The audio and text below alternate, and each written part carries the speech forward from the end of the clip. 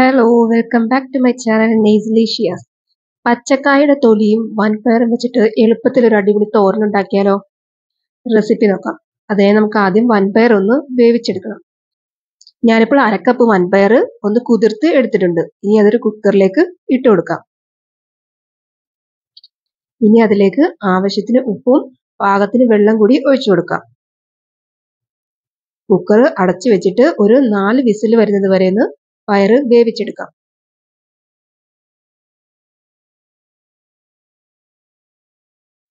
പയറ് വേവുന്ന ടൈമിൽ നമുക്ക് നേന്ത്രക്കായ കട്ട് ചെയ്തെടുക്കാം.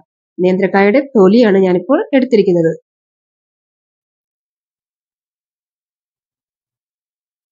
കായയുടെ തൊലി കട്ട് ചെയ്തിടാനായിട്ട് ഒരു പാത്രത്തിലേക്ക് ഞാൻ കുറച്ച് വെള്ളം എടുത്തിട്ടുണ്ട്. ഇനി അതിലേക്ക് ഒരു 1/4 ടീസ്പൂൺ മഞ്ഞൾപ്പൊടി കൂടി ചേർത്ത് കൊടുക്കാം. അങ്ങനെ മഞ്ഞൾപ്പൊടിയുടെ വെള്ളത്തിലിട്ട് വെക്കുമ്പോൾ അതിലുള്ള കറകളും ഒക്കെ പോയി കിട്ടും. ഇനി കായ കട്ട് ചെയ്യാനായിട്ട് കായയുടെ 2 സൈഡും കട്ട് ചെയ്ത് കൊടുക്കാം. ഇനി നമ്മൾ തോരനൊക്കെ അരിയുന്നത് പോലെ വളരെ ചെറുതായിട്ട് കട്ട് ചെയ്തെടുക്കാം. ഒരുപാട് ഹെൽത്ത് ബെനിഫിറ്റ്സ് ഉള്ള വെജിറ്റബിൾ ആണല്ലേ പച്ചക്കായ. പണ്ടുള്ളവർ പറയുന്നത് കേൾക്കാം, പച്ചക്കായയുടെ തൊലി പോലും കളയരുത്, അതിൽ വരെ ഔഷധ ഗുണം ഉണ്ടെന്ന്. വളരെ നൈസായിട്ട് പച്ചക്കായയുടെ തൊലി നമുക്ക് കട്ട് ചെയ്ത് മാറ്റാം. എൻ്റെ വീഡിയോ ആദ്യമായിട്ടാണ് കാണുന്നെങ്കിൽ എൻ്റെ ചാനൽ ഒന്ന് സബ്സ്ക്രൈബ് ചെയ്യാനും വീഡിയോ ഒന്ന് ലൈക്ക് ചെയ്യാനും ഷെയർ ചെയ്യാനും കമൻറ്റ് ചെയ്യാനും മറക്കരുത്.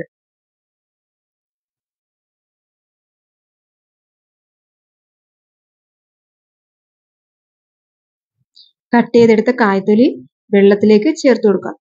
അതുപോലെ ബാക്കിയുള്ള കായ്ത്തൊലികളെല്ലാം നമുക്ക് കട്ട് ചെയ്തെടുക്കാം. വൻപയർ പാകത്തിന് വെന്ത് വന്നിട്ടുണ്ട്. ഇനി അതിലേക്ക് കഴുകി വെച്ചിരിക്കുന്ന പച്ചക്കായയുടെ തൊലി കൂടി ചേർത്ത് കൊടുക്കാം.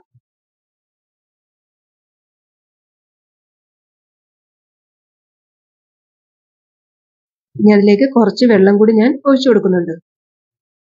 അതിലേക്ക് 2 പച്ചമുളക് കൂടി ചേർത്ത് കൊടുക്കുന്നുണ്ട്. പച്ചമുളക് അരപ്പ് റെഡിയാക്കുന്ന ടൈമിൽ അതിൽ ചേർത്താലും മതിയാവും. ഇനി ഒരു 2 വിസിൽ വരുന്നത് വരെ ഒന്ന് കുക്ക് ചെയ്തെടുക്കാം.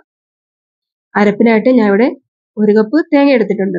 ഇനി അതിലേക്ക് 2 അല്ലി വെളുത്തുള്ളി, 3-4 അല്ലി ചുവന്നുള്ളി, ഒരു 1/2 ടീസ്പൂൺ നല്ല ജീരകം, ഒരു 1/2 ടീസ്പൂൺ മഞ്ഞൾപ്പൊടി കൂടെ ചേർത്ത് കൊടുക്കുന്നുണ്ട്. ഇനി അതൊന്ന് മിക്സിയിലിട്ടൊന്ന് ചെറുതായിട്ടൊന്ന് ക്രഷ് ചെയ്തെടുക്കാം.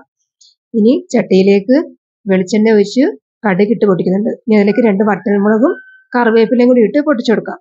ഇനി അതിലേക്ക് ഒരു ചെറിയ സൈസ് സവോള ചോപ്പ് ചെയ്തതും കൂടി ഇട്ടൊന്ന് വഴറ്റി കൊടുക്കാം. സവോള വഴന്ന് കഴിയുമ്പോൾ അതിലേക്ക് ചതച്ച് വെച്ചിരിക്കുന്ന തേങ്ങയുടെ കൂട്ട് ചേർത്ത് കൊടുക്കാം. തേങ്ങ ഒരുപാട് അരഞ്ഞു പോലെ ജസ്റ്റ് ഒന്ന് ക്രഷ് ചെയ്തെടുക്കാനേ പാടുള്ളൂ. ഇനി എല്ലാം കൂടി നന്നായി ഒന്ന് മിക്സ് ചെയ്തതിന് ശേഷം വേവിച്ച് വെച്ചിരിക്കുന്ന കായയുടെ തൊലിയും പയറും കൂടിയുള്ള കൂട്ട് നമുക്ക് ചേർത്ത് കൊടുക്കാം. ഇനി എല്ലാം കൂടി നന്നായി ഒന്ന് മിക്സ് ചെയ്തെടുക്കാം. ഉപ്പ് ആവശ്യത്തിന് വേണമെന്ന് ചെക്ക് ചെയ്തിട്ട് ചേർത്ത് കൊടുക്കാം. ഇനി എല്ലാം കൂടി നന്നായി ഒന്ന് മിക്സ് ചെയ്തിട്ട് ഒരു 5 മിനിറ്റ് ലോ ഫ്ലെയിമിൽ ഒന്ന് കുക്ക് ചെയ്തെടുക്കാം. നമ്മുടെ കാത്തോരൻ റെഡി ആയിട്ടുണ്ട്. എല്ലാവരും ട്രൈ ചെയ്ത് നോക്കിയിട്ട് ഫീഡ്ബാക്ക് അറിയിക്കണേ. Thank you.